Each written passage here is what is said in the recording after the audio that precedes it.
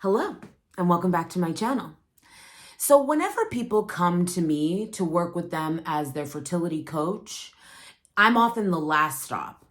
They have tried IVF, IUI, maybe they've been trying at home with no results or experiencing many losses. And first, I'm so sorry that that's happening.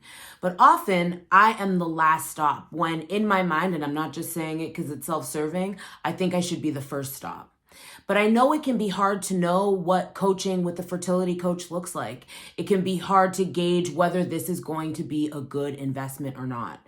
And I want to give you some assurance that one of the things that you get when you work with a fertility coach like myself is you get a very personalized approach. When you are in a fertility clinic, when you are maybe even working in like naturopathic vibes, you will find that it's often very prescribed the same to everybody. It's like, you're this age, you're going to do this protocol, and that's that.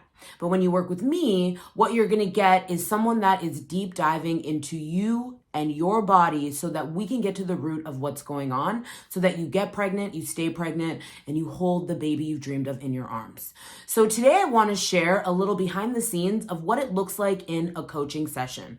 Obviously, some of the conversation I'm not sharing, and you'll mostly hear me talking, but I wanted you to get an understanding of what and how we create a plan based on how the session goes, so that you can really determine whether hiring a fertility coach, myself or others, is something that would be beneficial to you.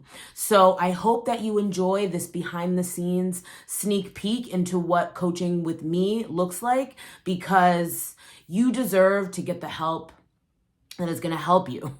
You deserve that when you ask for help, you are actually given help that helps you get to the goal that you want.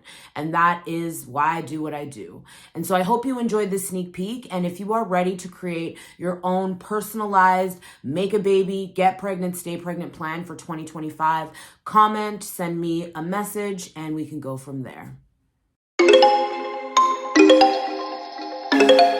So happy that you sent me all of the workups, because that actually pointed into a lot of the direction I think we need to go. I had just a few questions. Well, actually just one question. In the sperm analysis, did you guys do DNA fragmentation?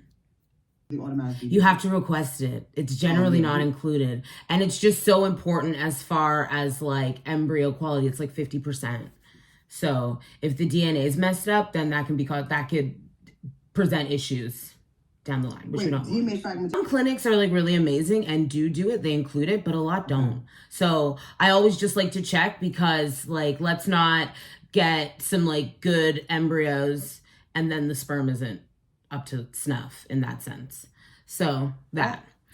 Sometimes they don't, because they're not testing it, they're just using the metrics that they use. So generally it's morphology, which is sort of their shape, and then concentration, so, and how they swim. But that doesn't really tell you what's going on with their DNA, which is actually the most important part of that process, because it can also lead to miscarriage if sperm quality is bad by DNA. But that's just all I'm saying. I always ask that just because you did mention the sperm stuff in the questionnaire, so I wanted to make sure that I just asked. But that also, what I will say to that end, kind of regardless of whether you get that tested or not, all of the things we talk about today can just as easily apply to him, understanding that's what also makes sperm quality better, what we're talking about today. So if he just goes along with some of these habits, we can probably say that within the next 3 months, which kind of gets us out of your fibroid surgery and healed up and starting to try, his sperm will also have improved as well. Okay. And he's also a man. So I totally get that.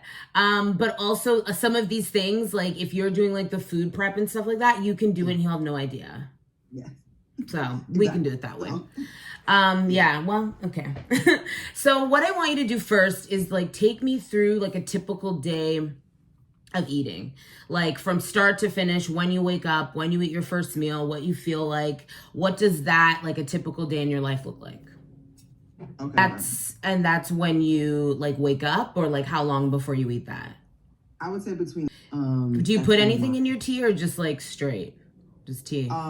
It's good for you. She just doesn't know how to do it, which we're going to talk about. Okay. Continue.